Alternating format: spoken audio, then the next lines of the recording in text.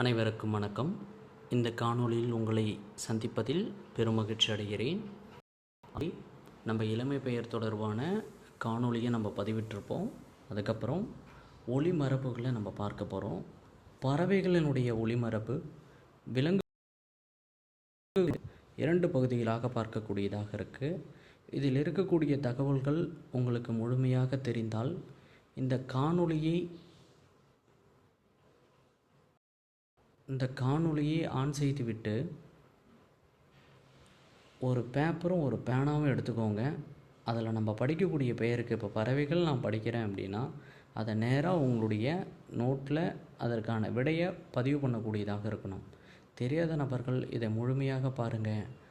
கட்டாயமாக உங்களுக்கு தெரியாத ஒரு சில தகவல்களும் இதில் இடம்பெறக்கூடியதாக இருக்கும். சரி, நம்ம இந்த காணொளியை பார்க்கலாம். பறவைகளினுடைய ஒளிமரபு சவுண்டு. ஒளினானது சவுண்டு. ஆந்தை என்ன ஒளி எழுப்பக்கூடியதாக இருக்கும் அப்படின்னா ஆந்தை அலறும். ஆந்தை என்ன பண்ணும்? அலறும். காக்கை என்ன பண்ணும்? கரையும். காக்கா கத்துதுன்னு சொல்லக்கூடாது. என்னன்னு சொல்லணும்? காகம் கரையும். கிளி என்ன பண்ணும் அப்படின்னா பேசும் அல்லது கொஞ்சும். கிளி போல் பேசுகிறான் பாரு அப்படின்னு நம்ம சொல்லுவோம் பார்த்தீங்களா? அப்போ கிளி பேசும், கிளி கொஞ்சும் அப்படின்றத நம்ம என்ன பண்ணக்கூடாது? மறக்கக்கூடாது. அடுத்ததாக இருக்கக்கூடியது குயில். நமக்கு எல்லாருக்குமே தெரியும். குயில் கூவும். குயில் கூவும். அடுத்ததாக இருக்குது பாருங்கள் 5, ரொம்ப முக்கியமான வினாத்தாளில் இடம்பெறக்கூடிய பகுதி. கூகை அப்படின்னு சொல்லலாம். அப்புறம் கோட்டான் என்ன பண்ணும் அப்படின்னு பார்த்தீங்கன்னா குழறும். கூகை, கோட்டான் அல்லது கோட்டான் என்பது இருக்கும். அடுத்து கோழி கூவுது அப்படின்னு நம்ம சொல்லுவோம். அது தவறானது. கோழி என்ன பண்ணும்? கொக்கரிக்கும். கோழி கொக்கரிக்கும். சேவல் தான் என்ன பண்ணும்? கூவும். சரிங்களா? இது நமக்கு ஒரு ஆக்சிலேஷனான ப்ராசஸாக இருக்கும். ஏன்னா மற்றவங்க சொல்லி நம்ம அதை மறப்பதற்கான ஒரு வாய்ப்பு இருக்கும். கோழியில் வரக்கூடிய இந்த கோ தான் அதனுடைய சவுண்டுலேயும் வரக்கூடிய ஒத்த கொம்பு கோவாக இருக்கக்கூடியதாக இருக்கும். அப்போ காக்கா வரிசை கரெக்டாக இருந்தால் அது கரெக்ட். சேவல் அப்படின்னா கூவக்கூடியதாக இருக்கும். குயிலும் சேவலும் கூவக்கூடியதாக இருக்கும். சரிங்களா? அடுத்து புறா குணுகும். புறாவினுடைய ஒளிமரபு என்னது? குணுகும் அப்படின்னு சொல்லிட்டு நம்ம பார்க்குறோம்.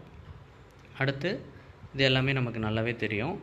வண்டு கூட எதில் இருக்குது அப்படின்னா பறவையில் இருக்குது. அப்போ மயில் என்ன பண்ண போகுது அப்படின்னா மயில் அகவும். மயில் என்ன பண்ணும்? அகவும். வண்டு என்ன பண்ணும்? புரளும். வண்டு புரளும். வண்டி என்ன ஆகும்? அந்த வண்டை நம்ம எப்படி ஞாபகம் வச்சுக்கலாம்னா வண்டின்னு ஞாபகம் வச்சுக்கோங்க. வண்டி ஏதாவது ஒரு இடத்துல போய் முட்டிச்சுன்னா என்ன ஆகும்? புரண்டு போகக்கூடியதாக இருக்கும். வாத்து கத்தும். வாத்து என்ன பண்ணக்கூடியதாக இருக்கும்? கத்தக்கூடியதாக இருக்கும். குருவி கீச்சிடும். குருவி கத்துது பாரு சொல்லக்கூடாது, தவறு. என்னன்னு சொல்லணும்? குருவி கீச்சிடும். ஓகேங்களா? வாத்து கத்தும்.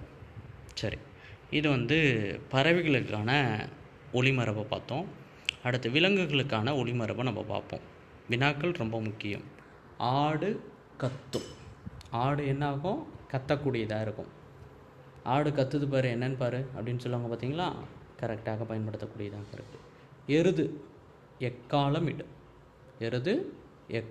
இடும். ரொம்ப முக்கியமான ஒன்று. குதிரை கனைத்தல். குரங்கு அலப்பும். இப்போ இந்த வார்த்தை நமக்கு புதுசாக இருக்கும். இப்போ குரங்கு என்ன பண்ணும்? அலப்பும். சிங்கம் அப்படின்னா 2 வார்த்தைகளை பயன்படுத்துகிறாங்க.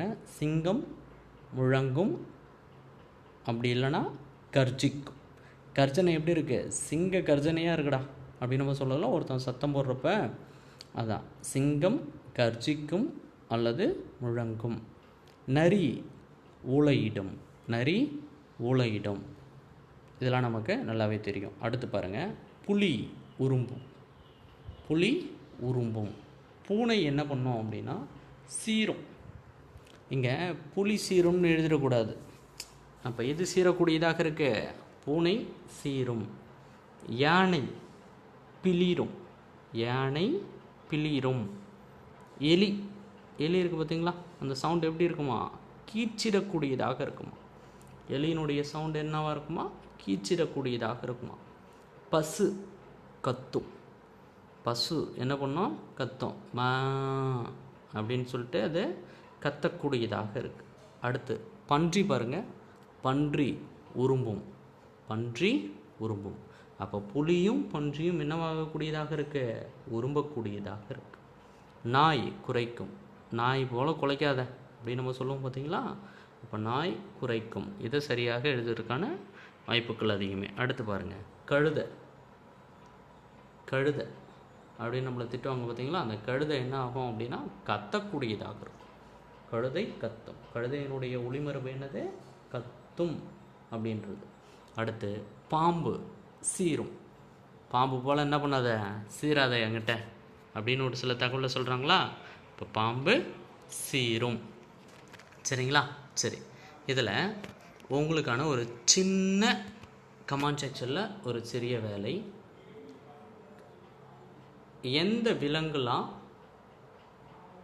கத்தும், விலங்கு மற்றும் பறவை எதெல்லாம் கத்தும் அப்படின்றத கீழே கமெண்ட் செக்ஷனில் மறக்காமல் கமெண்ட் பண்ணுங்கள். அடுத்த காணொளியில் நம்ம சந்திப்போம்.